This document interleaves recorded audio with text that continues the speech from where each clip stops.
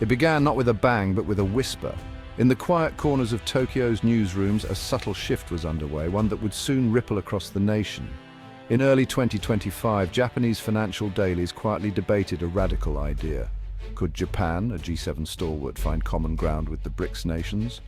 The question, once unthinkable, now lingered in editorial columns and boardroom discussions. For decades, Japan's identity was tied to the US and Europe, standing as a bulwark against China and Russia. Its alliances were seen as unbreakable, its loyalties clear, but as Japan's economy stagnated and its population aged, commentators across Asia began to question whether old alliances still served Japan's interests. The sense of urgency grew as factories closed and communities shrank. The BRICS bloc, now larger and more influential than ever, offered a tempting alternative. Their economic dynamism and growing global clout seemed to promise a new path forward. By summer, major Japanese media were openly discussing a strategic pivot, and talk shows debated whether the US alliance still delivered for Japan. The public watched, intrigued and divided. The idea of joining BRICS was no longer fringe. It was a serious national conversation, echoing in homes, offices, and on the streets of Tokyo. Washington and Brussels initially dismissed the chatter as a bluff, a tactic for trade leverage. They believed Japan's loyalty was assured. Western diplomats scoffed, convinced Japan would never abandon its security guarantees and shared values. They underestimated the depth of Japan's internal debate. But they underestimated the anxiety simmering in Tokyo, and the shock about to come from the White House. Behind closed doors, Japanese leaders weighed their options with growing unease. The whispers were about to become a roar.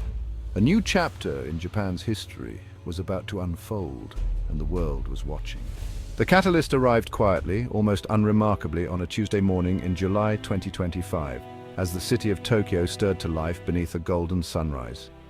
President Trump, having returned to the Oval Office, stunned the world by announcing sweeping tariffs, 40% on Japanese cars, 25% on electronics, targeting the very heart of Japan's export economy.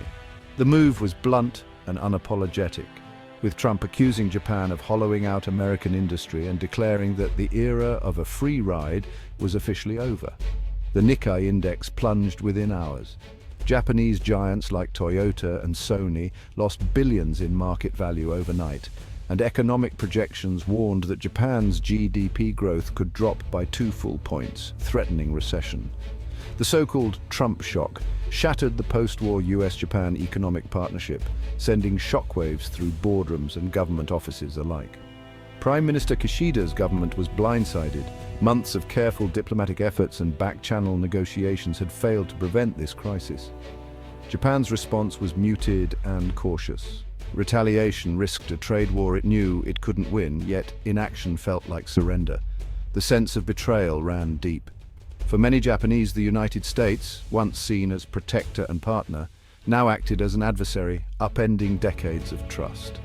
For over 70 years, Japan's security and prosperity had been anchored to the US alliance, a relationship built on mutual benefit and shared values.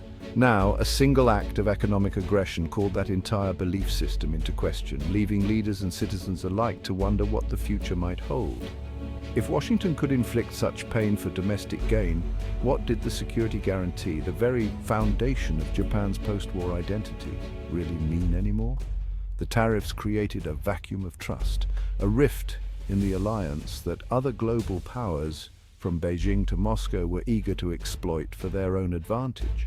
Into that vacuum, new opportunities and alliances began to emerge, signaling a profound shift in the balance of global power. As the dust settled and the world watched with bated breath, a new diplomatic game began to unfold in East Asia. Beijing and Moscow moved swiftly, sensing an opportunity to reshape the regional balance of power. President Xi and President Putin saw a chance to pull Tokyo into their orbit, hoping to shift alliances and create a new axis of influence. China's foreign minister visited Tokyo, offering not only sympathy but also immediate tariff reductions on Japanese goods, signaling a willingness to deepen economic ties. Beijing proposed fast-tracking Japan's integration into the regional comprehensive economic partnership, opening vast new markets and promising lucrative trade opportunities. Russia focused on energy, inviting Prime Minister Kishida to Vladivostok and offering discounted gas and oil, aiming to secure Japan's long-term energy needs. Putin even hinted at progress on the long-disputed Kuril Islands, suggesting that old grievances might finally be addressed. Together, China and Russia presented Japan with a powerful alternative: economic security, diplomatic respect, and a new strategic framework that could redefine its future. They played on Japan's fears of American unreliability and its growing desire for greater autonomy in a rapidly changing world. The courtship was sophisticated and relentless, with every gesture calculated to entice Tokyo away from its traditional alliances. Japan was being invited to hedge its bets, diversify its future, and consider a bold new path on the world stage. The whispers of a BRICS pivot were now backed by high-stakes diplomacy, with every move scrutinized by global markets and rival powers alike. The stakes had never been higher, and Japan now stood at a crossroads, facing choices that could shape its destiny for generations to come. The courtship soon moved behind closed doors.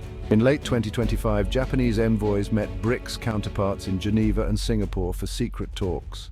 The breakthrough: an invitation for Japan to attend the next BRICS summit as an observer plus. A new status with unprecedented access. This allowed Japan to engage directly, test the waters, and signal displeasure with Washington without full commitment. Behind the scenes, BRICS negotiators outlined a phased integration with observer status, trade deals, joining the new development bank, and ultimately full membership. The appeal was clear: Japan could help build a new global financial order, not just follow the West. The final phase, full membership, would make BRICS plus J a formidable economic bloc, ending G7 dominance. The path was laid out. The decision now rested with Tokyo.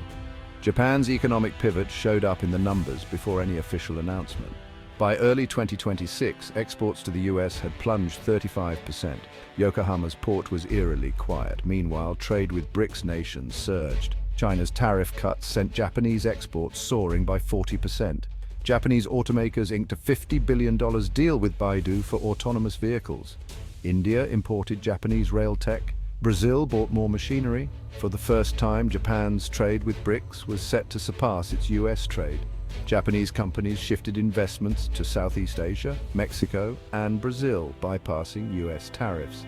The Sovereign Wealth Fund quietly reduced US Treasury holdings, buying more yuan and new development bank assets. Business leaders, once pro-US, now championed BRICS ties as the path to growth. The old G7-centered order was fading. Profit and pragmatism were driving a new reality.